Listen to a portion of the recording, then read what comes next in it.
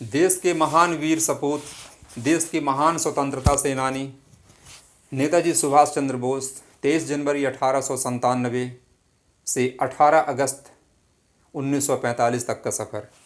हालांकि ये बात एक अलग है कि उनके शहीद होने का या उनके मृत्यु का आज तक ऐसा कोई पुख्ता प्रमाण किसी भी सरकार के पास नहीं है, ना किसी के पास है।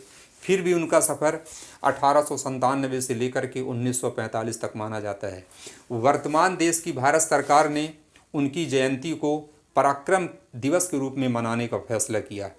जो पहला पराक्रम दिवस 2021 में मनाया गया और वहीं पर से इनकी शुरुआत होती है पराक्रम दिवस को मनाने की, वर्तमान देश के प्राइम मिनिस्टर श्री नरेंद्र मोदी जी के द्वारा।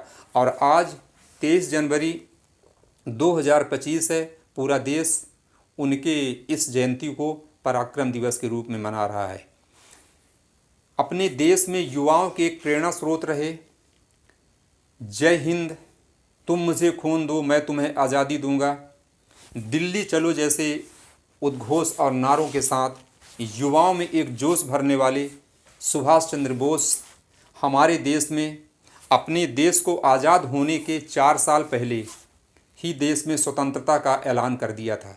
सबसे पहले उन्होंने 30 दिसंबर 1943 को अंडमान निकोबार द्वीप समूह की राजधानी पोर्ट ब्लेयर, अब जिसका नाम वर्तमान में विजयपुरम हो गया है, केंद्र सरकार ने उसका नाम अब चेंज कर दिया, उसका नाम हो गया है विजयपुरम हो गया है।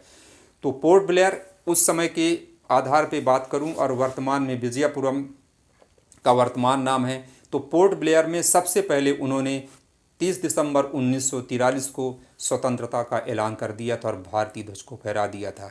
दूसरी बार 14 अप्रैल 1944 को मणिपुर के मोइरांग नामक स्थान पर आज़ाद हिंद ध्वज को फहराया था। और दूसरा श्रेय मणिपुर को जाता है और पहला श्रेय पोर्ट ब्लेयर को जाता है। और इन दोनों श्रेयों के जन्मदाता जो हैं वो नेताजी सुभाष चंद्र बोस।